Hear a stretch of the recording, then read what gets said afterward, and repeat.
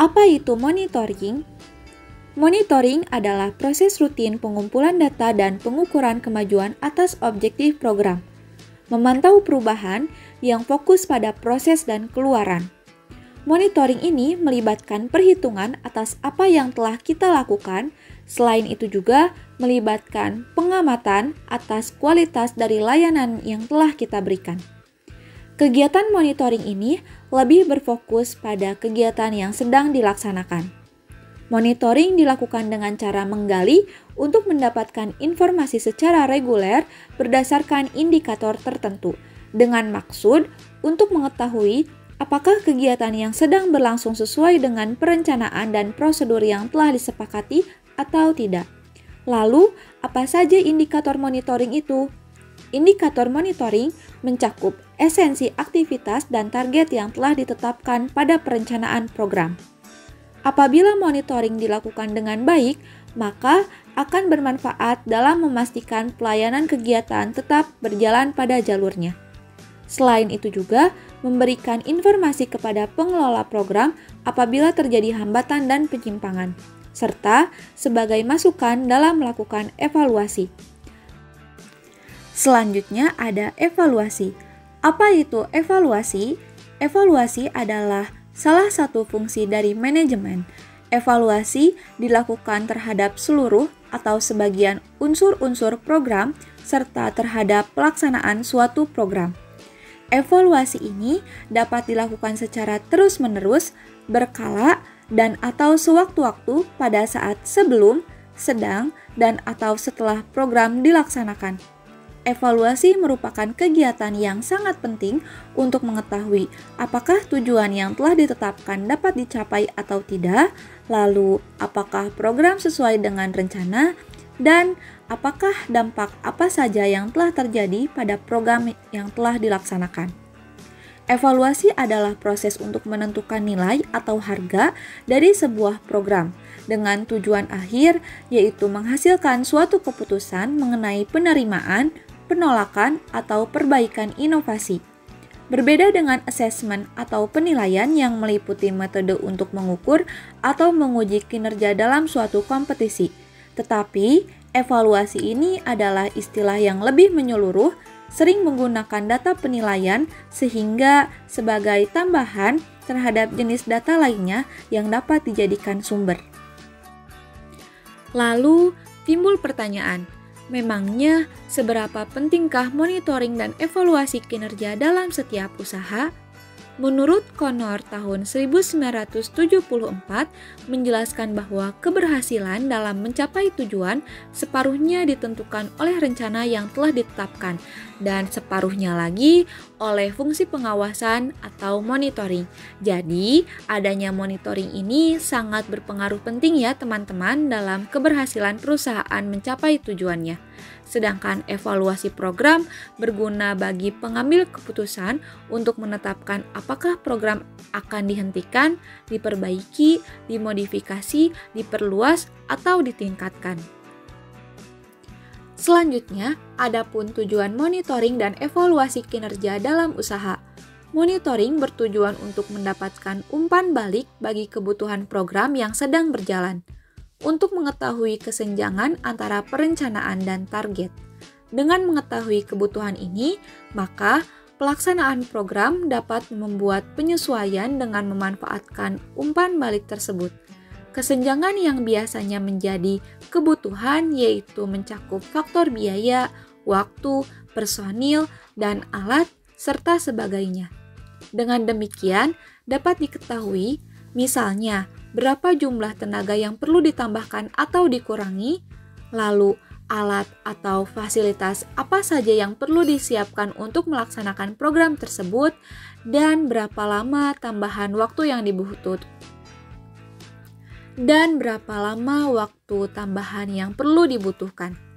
Sementara itu, evaluasi bertujuan untuk memperoleh informasi yang tepat sebagai bahan pertimbangan untuk mengambil keputusan tentang perencanaan program, keputusan tentang komponen input pada program, implementasi program yang mengarah kepada kegiatan, dan keputusan tentang output menyangkut hasil dan dampak dari program kegiatan, terutama apa yang dapat diperbaiki pada program yang sama yang akan dilaksanakan di waktu dan tempat lain yang berbeda. Baik, di sini ada langkah-langkah dalam monitoring dan evaluasi. Nah, di sini ada 3 langkah. Yang pertama ada tahap perencanaan, di mana persiapan dilaksanakan dengan mengidentifikasi hal-hal yang akan dimonitor, variabel apa yang akan dimonitor, serta menggunakan indikator mana yang sesuai dengan tujuan program. Nah, rincian tentang variabel dimonitor ini tuh harus jelas terlebih dahulu, serta pasti dulu dipastikan terlebih dahulu batasannya dan definisinya. Variabel itu sendiri merupakan karakteristik dari seseorang, suatu peristiwa atau objek yang bisa dinyatakan dengan data numerik yang berbeda-beda menurut William M. Dunn tahun 2000. Selanjutnya ada tahap pelaksanaan, di mana monitoring ini untuk mengukur ketepatan dan tingkat capaian dari pelaksanaan program atau kegiatan yang sedang dilakukan dengan menggunakan standar atau variabel yang telah dipersiapkan di tahap perencanaan. Nah, adapun indikator umum yang diukur dalam melihat capaian pekerjaan diantaranya adalah pertama, kesesuaian dengan tujuan proyek atau kegiatan, tingkat capaian pekerjaan sesuai target, ketepatan belanja budget sesuai plafon anggaran, adanya tahapan evaluasi dan alat evaluasinya, kesesuaian metode kerja dengan alat evaluasi, kesesuaian evaluasi dengan tujuan proyek, ketetapan dan pengelolaan waktu, adanya tindak lanjut dari program tersebut. Dan untuk tahap terakhir ada tahap pelaporan. Pada langkah ketiga ini merupakan untuk menentukan apakah prestasi kerja itu memenuhi standar yang sudah ditentukan. Dan di sini terdapat tahapan evaluasi, yaitu mengukur kegiatan yang sudah dilakukan dengan standar yang harus dicapai. Selanjutnya temuan-temuan ditindaklanjuti dan hasilnya menjadi laporan. Dan next, di sini ada jenis macam monitoring dan evaluasi dalam usaha. Nah, untuk jenis-jenisnya kurang lebih ada 8. Untuk yang pertama, monitoring yang digunakan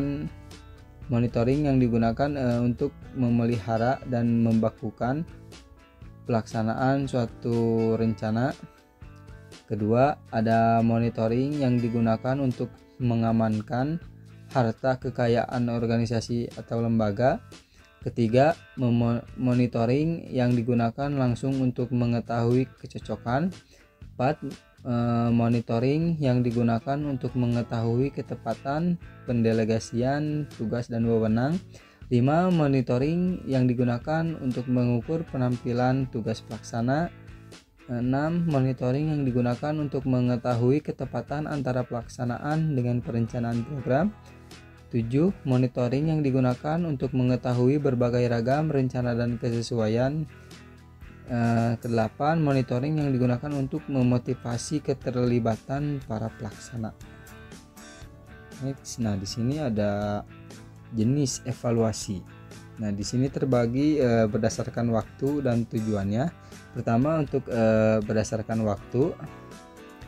Dalam Handbook on Planning, Monitoring and Evaluating for Development Result UNDP 2002, jenis evaluasi dapat dibagi berdasarkan waktu menjadi beberapa. Yang pertama ada evaluasi ex ante, merupakan penilaian terhadap kemungkinan pengaruh yang terjadi di masa depan. Nah, selanjutnya ada evaluasi midterm, merupakan tipe dari evaluasi formatif. Evaluasi ini dimaksudkan untuk meningkatkan kinerja pada saat fase implementasi dari program atau kegiatan. Selanjutnya ada evaluasi final or terminal, Evaluasi ini merupakan tipe dari evaluasi sumatif karena dilakukan menjelang akhir dari fase pelaksanaan kegiatan atau program. Selanjutnya ada evaluasi ex post, merupakan evaluasi yang dilakukan ketika program atau kegiatan telah selesai dilakukan, bahkan biasanya dilakukan setelah 2 tahun atau lebih program kegiatan tersebut selesai. Selanjutnya ada berdasarkan tujuan. Nah, di sini ada evaluasi proses. Bertujuan untuk mengkaji bagaimana program perjalanan dengan evaluasi proses bertujuan untuk mengkaji bagaimana proses program berjalan dengan berfokus pada masalah penyampaian pelayanan atau service delivery. Selanjutnya ada evaluasi biaya manfaat atau benefit cost, bertujuan untuk mengkaji biaya program relatif terhadap alternatif penggunaan sumber daya dan manfaat dari program. Ketiga, ada evaluasi dampak, bertujuan untuk mengkaji apakah program memberikan pengaruh yang diinginkan terhadap individu, rumah tangga, masyarakat, dan kelembagaan. Next, nah di sini ada metode monitoring dan evaluasi dalam usaha. Di sini ada 2 metode. Yang pertama metode monitoring dan metode evaluasi. Nah di sini pelaporan sistem sosial atau social accounting, eksperimentasi sosial, pemeriksaan sosial, dan pengumpulan bahan untuk penilaian sosial. Nah, pendekatan ini masing-masing mempunyai 2 aspek, yaitu aspek yang berhubungan dengan jenis informasi yang diperlukan menurut Dunn 1981. Nah, untuk keempat pendekatan ini mempunyai ciri yang bersamaan, yaitu bahwa keempatnya terpusat kepada keluaran kebijaksanaan. Kedua, berpusat pada tujuan. 3, berorientasi pada perubahan. 4, memungkinkan klasifikasi silang keluaran dan dampak berdasarkan variabel-variabel lain, termasuk variabel yang dipergunakan untuk memantau masukan kebijaksanaan. Yang terakhir ada berhubungan dengan aspek pelaksanaan kebijaksanaan secara objektif maupun subjektif. Nah, untuk metode evaluasi di sini terdapat 2 jenis metode evaluasi. Yang pertama ada metode kuantitatif dan metode kualitatif. Nah, untuk metode kuantitatif di sini ada seperti desain eksperimental, yaitu alokasi intervensi secara acak atau random. Setelah itu ada desain kuasi eksperimental dengan menggunakan berbagai metode kayak econometric seperti pencocokan atau matching, selisih ganda, double difference, dan variabel instrumen atau instrumental variable dan sebagainya. Dan terakhir analisis kontrak fakta. Dan untuk metode kedua, metode kualitatif, biasanya berfokus pada pemahaman proses. Beberapa metode kualitatif antara lain termasuk seperti wawancara mendalam, diskusi kelompok terarah, pengamatan sejarah hidup, ranking kesejahteraan, dan pemetaan masyarakat. Oke, next di sini ada kapan dilakukan monitoring dan evaluasi kinerja. Nah, secara prinsip monitoring dilakukan sementara kegiatan sedang berlangsung guna untuk memastikan kesesuaian proses dan capaian sesuai dengan rencana atau tidak. Bila ditemukan penyimpangan atau kelambanan, maka segera dibenahi sehingga kegiatan dapat berjalan sesuai rencana dan targetnya. Jadi hasil monitoring ini tuh menjadi input bagi kepentingan proses selanjutnya. Oke, di sini ada evaluasi. Evaluasi dilakukan pada akhir kegiatan untuk mengetahui hasil atau capaian akhir dari kegiatan atau program. Hasil evaluasi bermanfaat bagi rencana pelaksanaan program yang sama di waktu dan tempat lainnya. Untuk selanjutnya ada contoh hasil monitoring dan evaluasi kerja terhadap kinerja pegawai FKIP Universitas Muhammadiyah Palangkaraya. Perusahaan ini bergerak pada sektor perguruan tinggi dan salah satu cara perguruan tinggi untuk tetap dapat unggul bersaing adalah memberikan jasa dengan kualitas yang lebih tinggi dari perguruan tinggi lain secara konsisten. Pada umumnya, mutu pelayanan diketahui dengan cara membandingkan harapan mahasiswa atas layanan yang ideal dengan layanan yang benar-benar mereka terima. Apabila jasa pelayanan yang diterima atau dirasakan sesuai dengan yang diharapkan, maka mutu pelayanan yang dipersepsikan baik dan memuaskan. Jika pelayanan jasa yang diterima mampu melampaui harapan pelanggan, maka mutu pelayanan dipersepsikan sebagai mutu yang ideal. Sebaliknya, jika pelayanan yang diterima lebih rendah daripada yang diharapkan, maka mutu pelayanan dipersepsikan buruk. Dengan demikian, baik tidaknya kualitas jasa tergantung pada kemampuan penyedia jasa dalam memenuhi harapan atau kepentingan pelanggannya secara konsisten. Untuk penilaian hasil evaluasi dan monitoring dari Universitas Muhammadiyah Palangkaraya ini menggunakan metode survei. Survei ini merupakan salah satu jenis penelitian yang digunakan untuk meneliti gejala suatu kelompok atau perilaku individu. Dalam survei, penggalian data umumnya menggunakan kuesioner sebagai alat pengambil data dengan tujuan untuk mengetahui siapa, apa yang responden pikirkan, rasakan, atau kecenderungan suatu tindakan. Untuk angket penelitian disusun dengan menggunakan skala Likert dengan skor penilaian 1-4, di mana nilai 1 tidak puas, 2 kurang puas, 3 puas, dan 4 sangat puas. Sedangkan isi angket dikonstruk sedemikian rupa sehingga mampu mencerminkan tingkat kepuasan tendik terhadap pelayanan di fakultas. Untuk isi dari angket kepuasan tendik, seperti yang tertera pada layar, yang pertama dinilai dari aspek kepemimpinan, kedua aspek perencanaan, tiga aspek budaya universitas, keempat aspek komunikasi, kelima aspek lingkungan kerja fisik, dan yang keenam aspek pengembangan karir. Untuk mekanisme pelaksanaannya dimulai dengan menyusun dan menyiapkan kuesioner oleh GKM FKIP dan penggadaan kuesioner di awal pelaksanaan semester. Kuesioner diberikan kepada tendik dan diminta untuk mengisi jawaban terhadap pertanyaan-pertanyaan yang dimuat dalam kuesioner dengan alokasi waktu maksimal 30 menit. Kuesioner yang telah dijawab oleh tendik kemudian direkapitulasi kembali untuk diolah dan dianalisis, kemudian disajikan sebagai laporan. Untuk hasil laporan dan hasil evaluasinya tertera di layar yang akan dituangkan ke dalam tabel setelah diakumulasikan semuanya.